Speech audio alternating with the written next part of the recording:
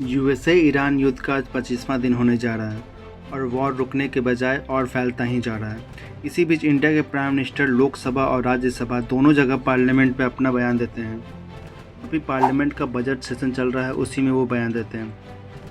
उन्होंने राज्यसभा में कहा है कि यूएसए इजराइल के बीच हो रहे वॉर की वजह से आने वाले वक्त देश की सबसे बड़ी परीक्षा होने वाली है। इसमें राज्यों का सहयोग बहुत ज़्यादा ज़रूरी है। टीम इंडिया की तरह काम करना होगा।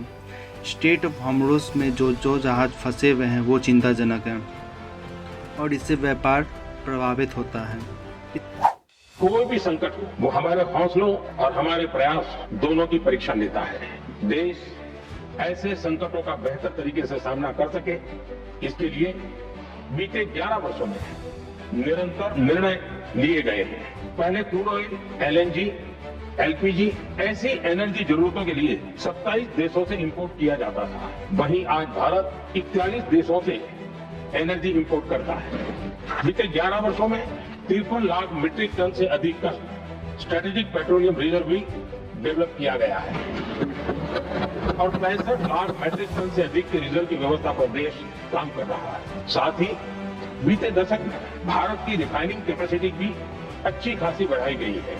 सरकार घरेलू गैस सप्लाई में एलपीजी के अलावा पीएनजी पर भी बल दे रही है। एलपीजी के घरेलू उत्पादन को भी बड़े पैमाने पर बढ़ाने का प्रयास किया जा रहा है। हमारा लक्ष्य डायलॉग और डिप्लोमेसी के माध्यम से क्षेत्र में शांति की बहाली का है। हमने डी एस्केलेशन और हॉर्मुज़ स्ट्रेट खोले जाने पर भी उनसे बात की है। कमर्शियल जहाजों पर हमला और हॉर्मुज़ स्ट्रेट जैसे अंतर्राष्ट्रीय जलमार्ग में रुकावट अस्वीकार्य है। भारत ने नागरिकों पर, सिविल इंफ्रास्ट्रक्चर पर, एनर्जी और ट्रांसपोर्ट से जुड़े इंफ्रास्ट्रक्चर पर हमलों का विरोध किया है। भारत डिप्लोमेसी के जरिए युद्ध के इस माहौल में भी भारतीय जहाजों के सुरक्षित आवागमन के लिए सतत प्रयास कर रहा है। भारत ने इस समस्या के समाधान संवाद का ही रास्ता सुझाया है। इस युद्ध में किसी के भी जीवन पर संकट मानवता के हित में नहीं है। इसलिए भारत का सतत प्रयास सभी पक्षों को जल्द से जल्द शांतिपूर्ण समाधान के लिए प्रोत्साहित करने का है। सभापति जी, हॉर्मुज़ स्ट्रेट विश्व व्यापार के सबसे बड़े रूट्स में से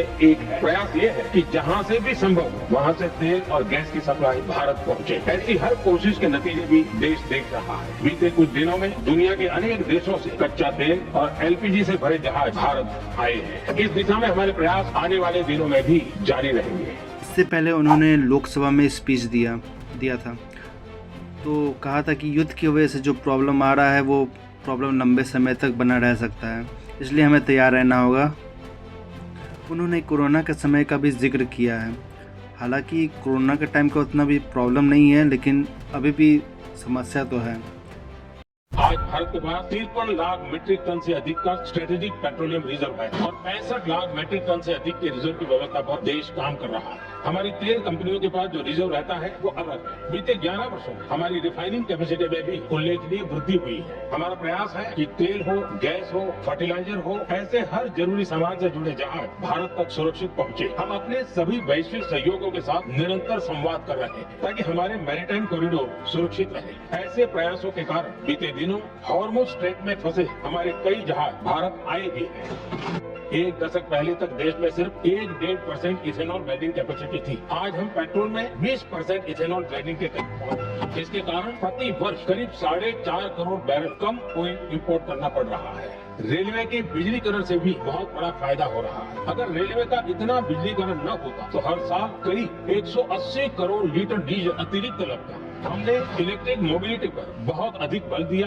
आज जिस स्केल पर वैकल्पिक ईंधन पर काम हो रहा है, उससे भारत का भविष्य और सुरक्षित होगा।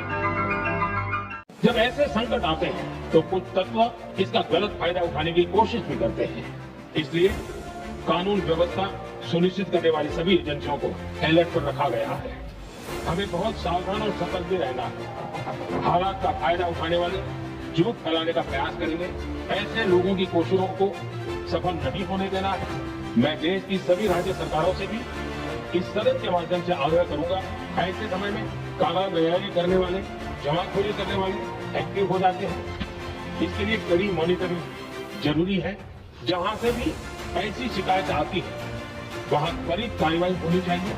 देश की हर सरकार और देश का हर नागरिक जब मिलकर चलेंगे तो हम हर चुनौती को चुनौती दे सकते हैं।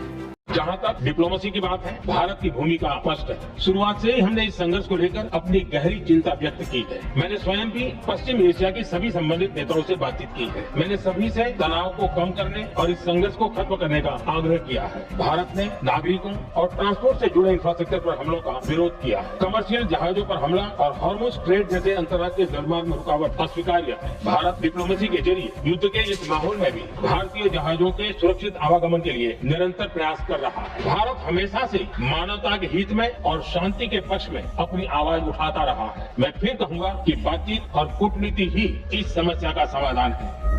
ये दोनों जगह स्पीच से लग रहा है कि कुछ भी अच्छा नहीं है, हालात बहुत ख़राब होने जा रहा है। जो अभी प्रॉब्लम में हो सकता है वो आगे और भी बढ़ सकता है।